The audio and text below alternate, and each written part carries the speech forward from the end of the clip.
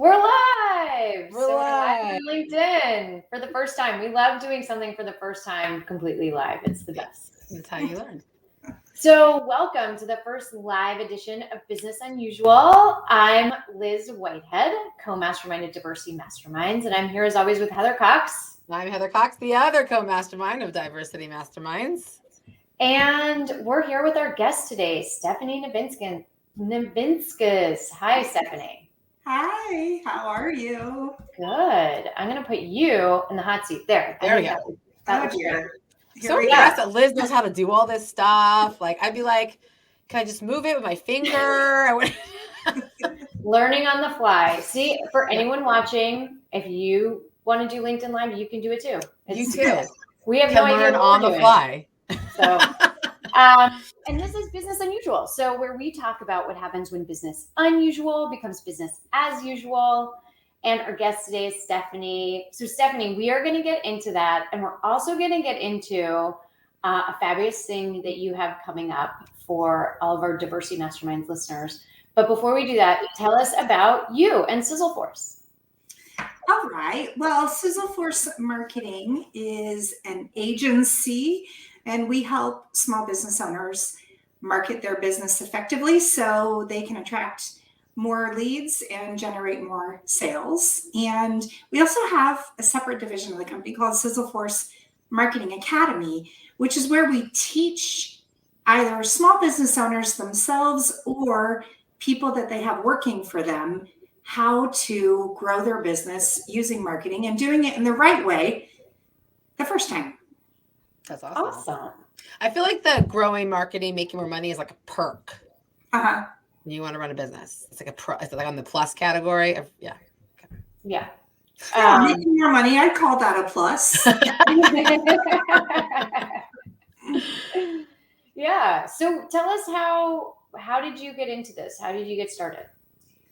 Well, I studied journalism in school. So, okay, here's the real story.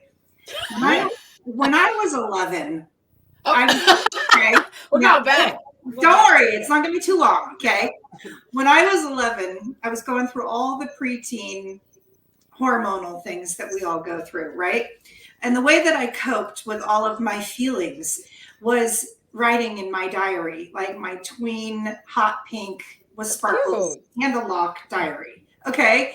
And I started a habit when I was 11 of writing in this diary every single day. I did it every day until I had my first child. Oh my goodness. When I was 30, right? So I have years and years of these diaries. Okay, well, little did I know that writing about feelings and experiences and all this stuff was actually a job that you could get paid for. Okay, wow. I had no idea when I was 11. So I developed writing skills just by coping with life, right? And then I went to school, studied journalism, and worked my way up the corporate ladder. And then in 2009, I opened Sizzleforce Marketing. And now I still write for people all day, every day. And I have a team of writers who do the same. But now we get paid for it. So it's super fun. Plus, yeah. Wow. A journey from when you were 11. That's amazing, by the way, because I don't think that I've committed to anything that long in my life, like 11 to 30. That's a really long time. Yeah. I actually wish I didn't stop when I had kids, but you know how, I mean, forget it. You have 5 of them, so you know. It's just a lot. And so I'm like, I was lucky if I took a shower. Writing in the journal was a little too much to ask. Have you gone back and looked at any of them since you, do you still have them? I do. And my favorite one, actually, I told my husband just last week, I needed him to crawl up into the attic and get one of them out because I want to read it with my daughter, who's now just turned 14. And I want to read my 14-year-old journal with her because I feel like it will help me understand what she's going through a little bit better. And they'll give us a lot of good things to talk about. Oh, that's true. Wow, that's really sweet. That's sweet. Rather than just saying you won't always feel this way, or I felt the same way too, like actually showing her. Show her. Like this was I was in the moment. I was exactly where you are. Yeah, my favorite entry is on the back page of one of the diaries, and it's all the rules that I will never impose upon my children. Which, of And you course, impose all of them. yes, but I would say a good 97.8%. So yeah. Awesome. And my favorite one that my kids tell me they're never going to do is give their kids chores. They're like, I'm just going to let them be kids, mommy. I'm never giving them chores. I'm like, can't wait till that happens. Right? Yeah. Okay. Well, when they come to my house, they'll be cleaning. Just so you know, baby. Yeah. I'll give them chores, just like I do to you. Awesome. So it sounds like everything is humming along. We're going to talk about your marketing academy and how that's different from Sizzleforce.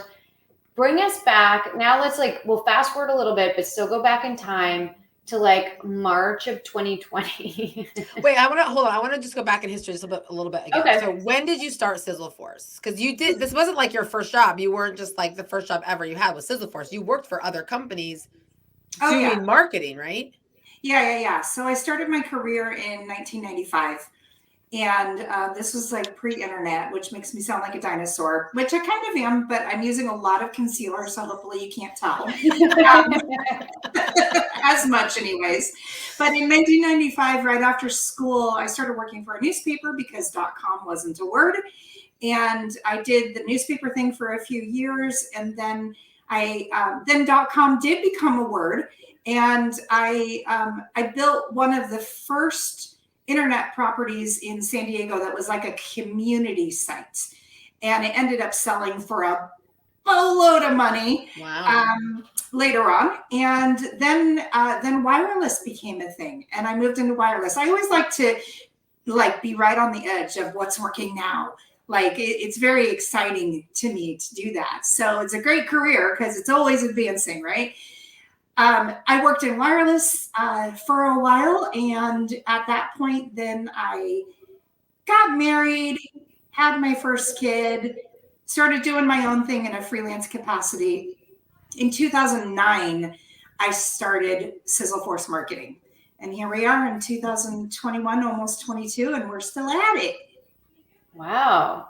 So okay, now you can ask your question, Liz, because actually that's a good lead into this, because 2009 you started Sizzleforce Marketing. That was was not a great time to start a company. During a recession. To start a company. Yeah.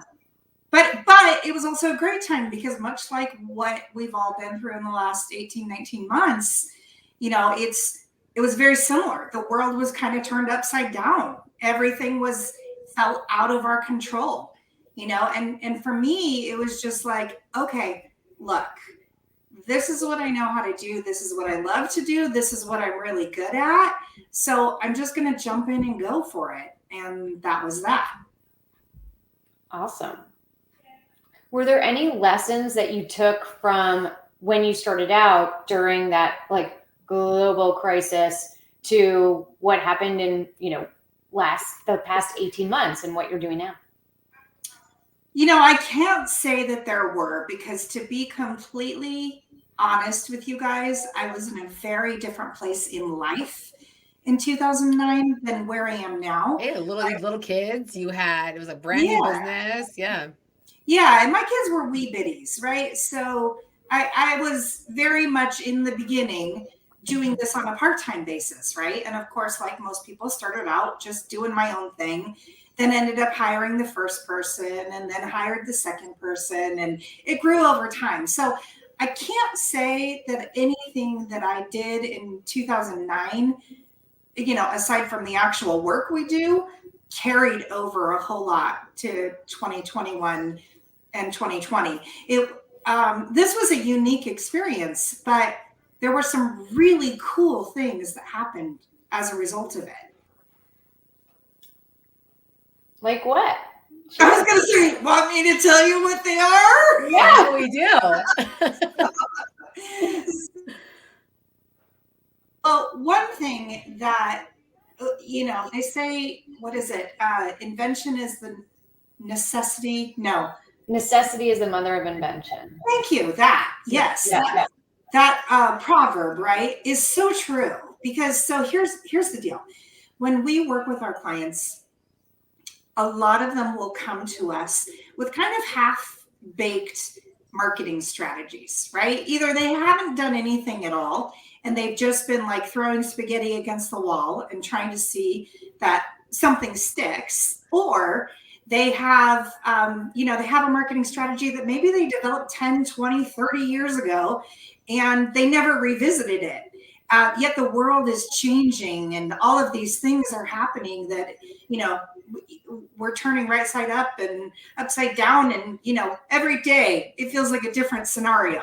Meanwhile, technology is moving like faster than the bullet train, right? So a lot of them come to me in this position. And pre-COVID, we used to spend the first month that we worked with any new client developing their strategy, right? Because whether it was half-baked or it was just old and out of date, either way, it needed to be redone, it needed to be rethought.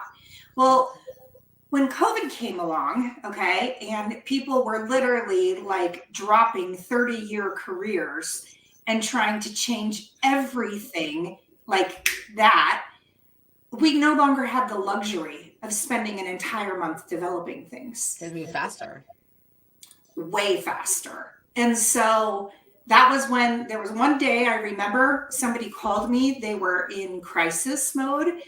They had their business for 30 years. It was a, very strong, great business, but it was rooted all in live events, which of course were totally canceled, right? And she was like, I have to reinvent myself. I got to pull a Madonna here, right? And so she ended up completely changing her career. And she's like, I literally can't wait that long. We need to move faster. So we developed something called the Get It Done Day. And what we do in a Get It Done Day is an abbreviated version of what we used to spend a month doing. Wow. But we have, we developed it out of necessity because she needed something now, right? Literally, we spent 8 hours together on Zoom and busted out this completely rocking strategy on every level, right? But then I repeated it for somebody else. And then I repeated it for somebody else because everybody was pivoting, right? That was the word of the year. And before we knew it, we're like, this really works. This like really, really works for people. And so now it's become a core offering of ours and something that, wow. Yeah. And it's so fun because people always come into it and they're like, well, what could we really get done in a day? And I'm like, well, you watch, baby. I think I get a lot done in a day. A lot done in a day on Zoom would be my concern, right? We do it on Zoom all the time. We're really good at taking breaks when we need to take little breaks. And yeah, we've kind of worked this out into a science. And now consistently, we get video testimonials from people every time that we do this. And consistently people say the same thing. I cannot believe we got all of that done in a day. I'm floored. So, and then they can move forward and march forward with marketing confidently because they have a sense of clarity they haven't had sometimes ever.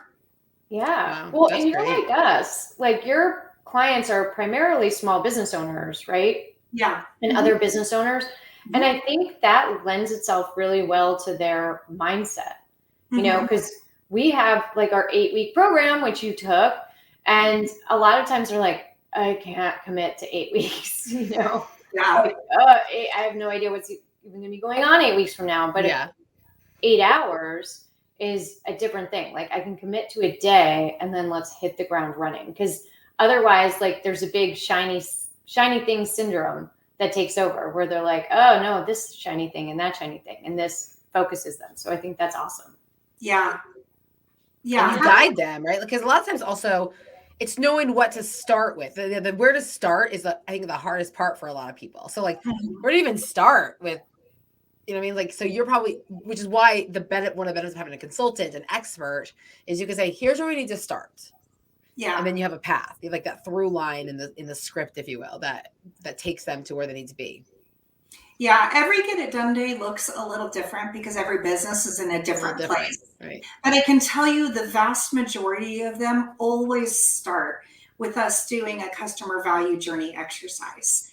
And that is a 7-step process where we identify every step of the journey that a potential customer might go through. Everything from how to grow awareness, how to grow engagement, how to get people on your list, how to do that first conversion, how to nurture your list and keep people excited, how to make them buy more and maximize every opportunity that you have to sell, and then how to build your social proof and get other people selling for you, right? Most people have never thought through all of these steps and really what are they going to intentionally do in each of these steps. And the clarity that comes from that exercise, it's just like people are like, oh my gosh, now I know what to do. And then we do a second exercise called a growth audit. And that identifies what we need to do first. So it's no longer a guessing game. It's no longer a little of this and a little of that. It's like, no, I'm going to go all in. I'm going to focus. This is what I need to do. This is what I'm going to do first. This is my timeline to get it done. These are my KPIs to know I'm doing it right. And then I move on to step number 2. So all of a sudden there's organization and structure where before there was just a lot of throwing spaghetti against the wall.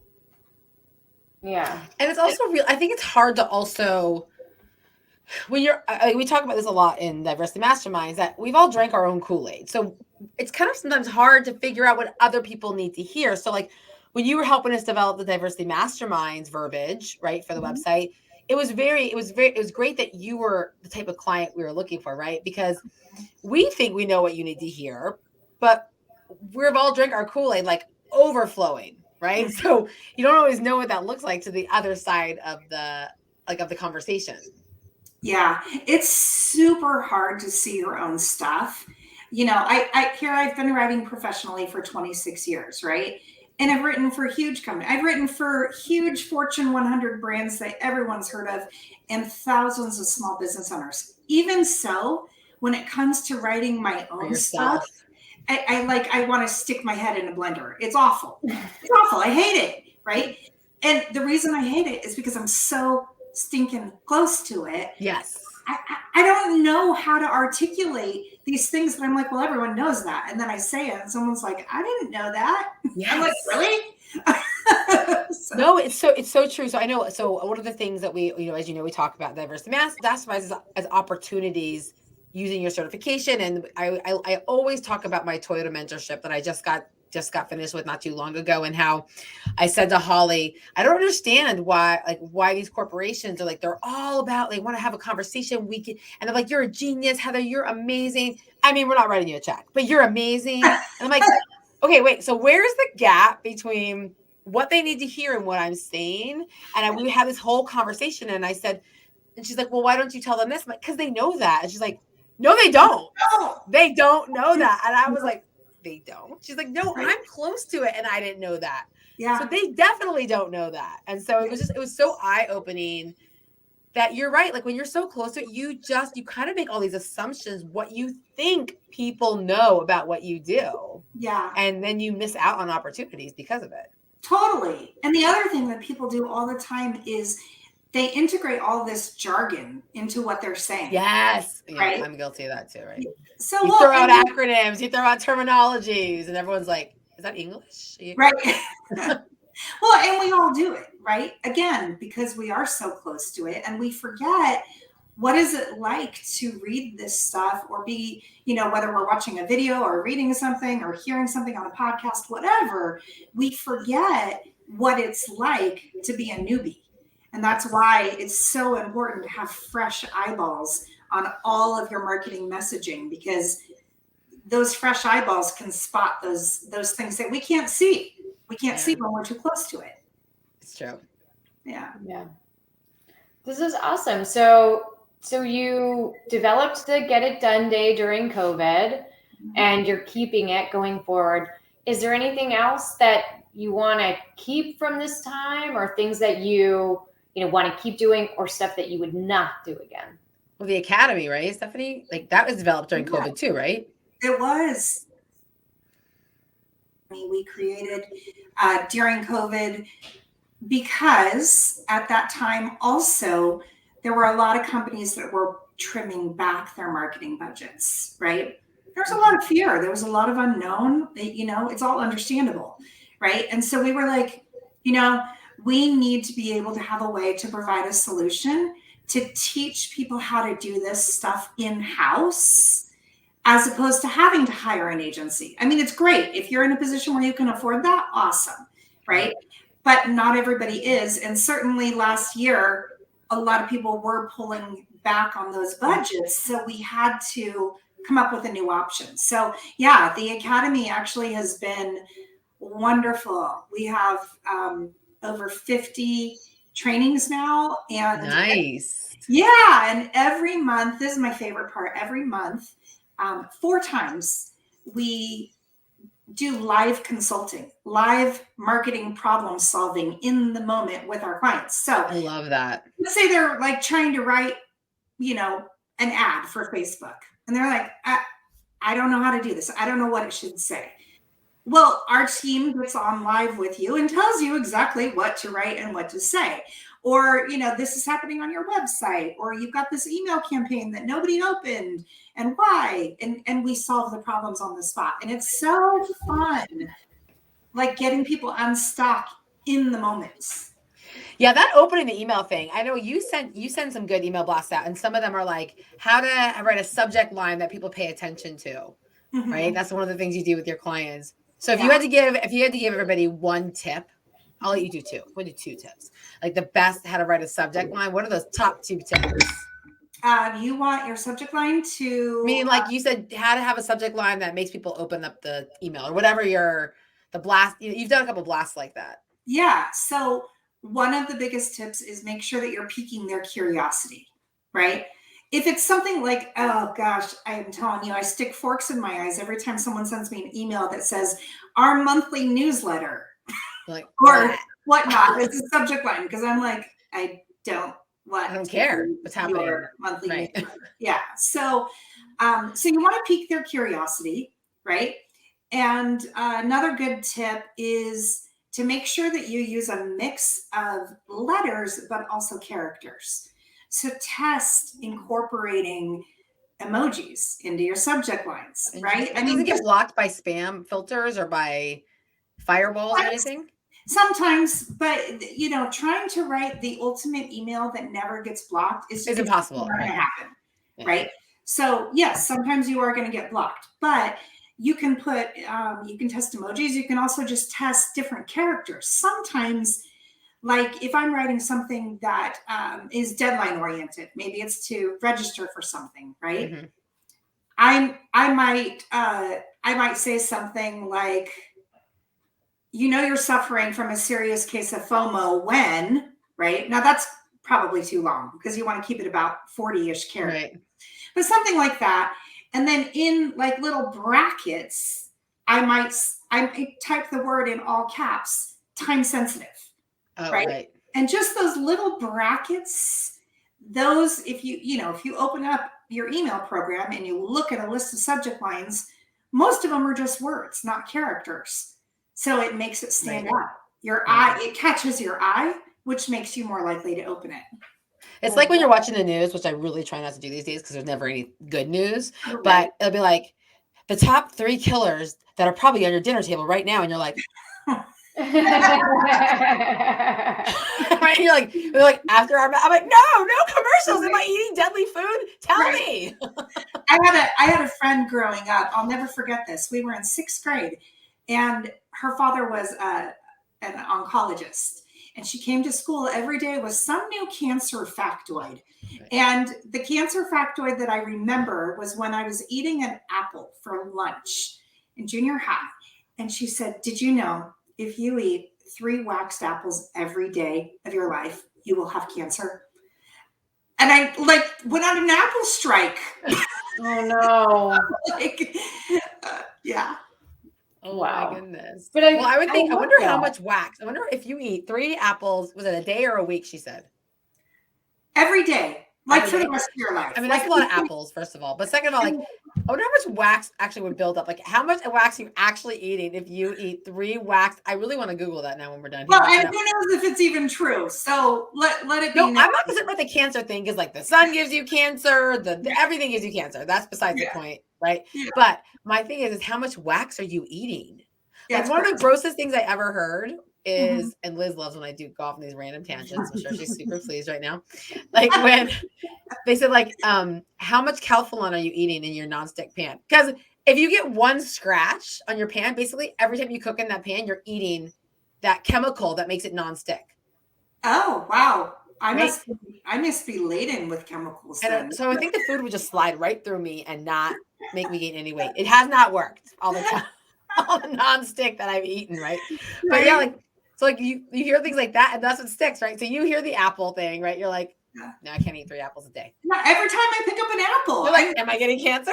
I'm almost 50 years old and I'm still paranoid about eating waxed apples. So that's why. What does this have to do with it? That's why Liz is here to keep me on track. Right. That's why.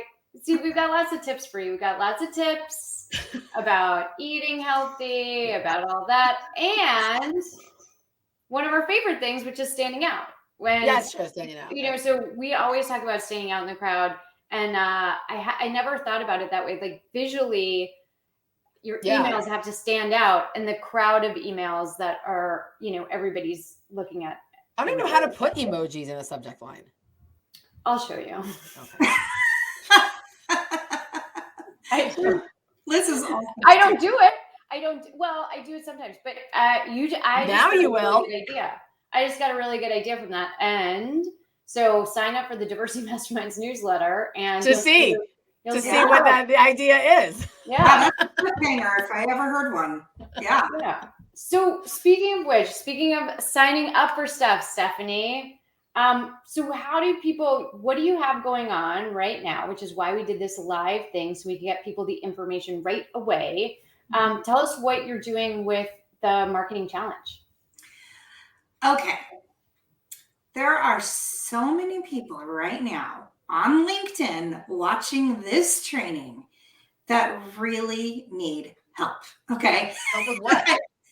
Need help with their marketing. Okay. Because so many people are literally attending the University of YouTube and crossing their fingers that they're putting something up that's actually going to work.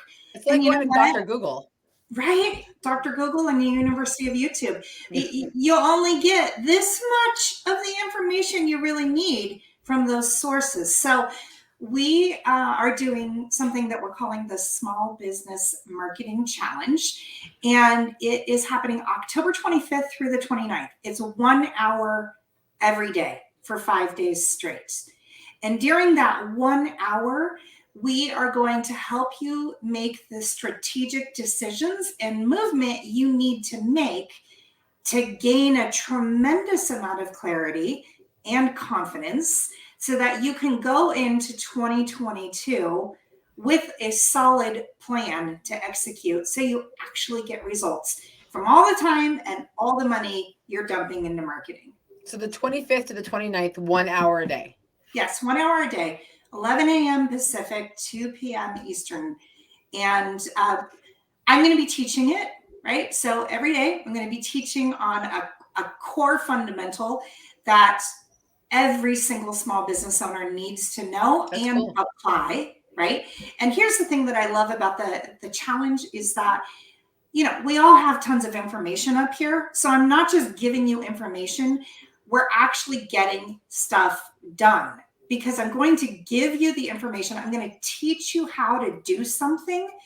Then I'm going to give you a template where you can literally fill in the blanks and then it's done. That's right. Cool. And I'm going to challenge you every day. Okay, we just spent an hour together. I told you exactly what to do. Spend the next 30 minutes actually doing it. And then show up tomorrow and let's do another thing. And over 5 days, we just very, very focused. It's not overwhelming on your time, but it really helps kind of jumpstart your marketing. I like that. That's great. Yeah, I like too that you said like there's nothing to lose because the marketing challenge is also free, right? It is free, as in FREE, free. Yeah. Yeah. So we have a link. So if you are here, you will see that there's a link in the description, and that will take you to the marketing challenge, and we'll also put it in the comments too. So are you, since there's a challenge, I'm going to assume that there's like a competition involved. Also, like you're gonna have people send you at the end, or no? That's just my mind. So when you join the challenge, you'll be invited to a private Facebook group for challenge participants only. And it's like you just instantly join a community of like-minded people who are, totally getting your daily grind and in it with you. And it's so funny because people start to get competitive with each other. Like, I did my assignment, look at mine. And then they're like, teacher, who won? So there might be prizes, but I'm not promising anything. I'm just going to say there might be prizes. There might be incentives. If you have a buddy that you want to do it with, that's always great. If you don't have a buddy and you're like, I need a business buddy, well, then you join, and we encourage you to find your buddy in the group. And people do that every time we do it. And there's some people that like their business buddy has become like their life force, right? And they walk with them. Accountability partner. Yeah, 100%. Yeah. And all the people that come to our challenges, they're just fun, cool people. I mean, they're like the people that you want to sit down and drink a pina colada with. So it's really cool. That's awesome. That's great. Well, so we've got the tips for what people need to do. We've got the challenge. Anything else that you want to leave people with before we leave the studio? Yeah, you don't have to stay stuck. Okay. This doesn't have to be Groundhog Day again and again and again and again, right? We just all aged ourselves that we all knew that reference. Thank you. I know. My Gen Xers, I just want to say, we're here. We got you. I love you. We are one, right? But yes, so it doesn't have to be this never-ending cycle of frustration and, oh my gosh, I keep doing the same thing. I keep ending up in this position where we're not growing, or nothing's changing, or we're putting all this time and money into this stuff and we're not really getting any results. Yep. Right? If that's your story, then you need to do the challenge. And why wouldn't you? Because it's free. Here's an important thing. No, it's not going to be me doing a pitch fest for 5 days. Okay. This is something I want to clarify, because a lot of people are like, oh, you're just going to be selling me on stuff. The lead magnet. No, I'm not. You're going to get like serious value. Like, I hands down can tell you, in all honesty, I could sell this for probably about $1,000 to each person I sold it to if I wanted to, but I'm not going to, because I'm nice. Wait, can I ask you a question? So I have another question. Is this something that you think the founder, CEO, owner, whatever should do, or is this something that they can delegate to their team? Both. Okay. Both. So if you are a small business owner and, maybe you're even a solopreneur, or maybe you just have a couple of people and you really need to have your hands in the marketing, then you can come. If you have a bigger company, or even if you're a 2-person ship, right? And you're the captain and you have a VA, you can send your VA to do it, right? You can send anybody on your team that is eager to grow and learn, and a doer. That's who's the right fit for it. And if they come and they're eager to learn and they're ready to get stuff done and get their hands dirty, you're going to be amazed at what they do. So yeah, send your assistants, send your VAs, or come yourself, or do both. I know I have a new person on my team when you said, like, I was like, I knew exactly who I wanted to send. I just think she'd be so perfect for it. So you might just see her in that. Awesome. Good. Yeah, it's going to be great. You guys, if you wanted to get a jump start and get ready for 2022 to rock it, it's a no-brainer. So. Awesome. How are we already at 2022? Like, when you said that, I know I've been like emailing it, but you actually said it out loud. Mm-hmm. It's like all the different neurolinguistics got involved, and I was like, 2022? What? I know. There. It was so weird. Because I remember when we started 2021, we're all like, woo, 2020 is over. And then 2021 said, here, 2020, hold my beer. And now we're like, right. She like took off her ear and was like, hold my beer, 2020. That's exactly it. Heather, you're the best. Now let's go. And we had a millennial in the chat that understood the Groundhog Day reference. Yay! We're like the cool millennials. Thank you, millennials. That is my kind of millennial. I see. Okay, here's the other thing. Why are people so mean to millennials? They shouldn't be, because my team is made up of millennials and they're amazing. Yeah.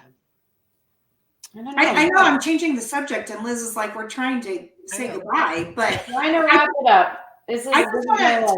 I'm pouring my liver out to the millennials right now. Okay. I just want you to know that. No, that's nice. I actually read something about millennials who were like Gen Zers are like tired of the work ethic and like all the, the sort of like fetish culture around work. But millennials are like, when they feel like something's not working, they just try harder. And I was like, oh, poor millennials. Like, don't do that. Don't do that. Yeah. So I agree. I think they have it tough. So we love our millennials and our Gen Xers and Gen Zs and everybody that's watching. Yeah. This was fun. This was a fun live Business Unusual. I can't edit out Heather's tangents, unfortunately, but I think they were really good. I think they were really good today. Thanks, Stephanie. Thank you so much for joining us and all the value you're bringing to our community. Thank you. You guys we're excited. I can't wait to see what everybody comes up with in this challenge. Me too. Yeah. And anybody that's listening that hasn't worked with you guys, I mean, get with it, peeps. Seriously. These two women are brilliant and they are like flooded with stuff that you need to know. And they teach and they're really good at it. So I highly recommend their services. Thank you. Thanks, Stephanie. Oh, we'll have you back anytime. Yeah, don't edit that out. That was good. Yeah. There's no editing. It's live. So thank you so much. And for everybody watching, we will see you next time on Business Unusual. Thanks, you guys. Bye. Thanks.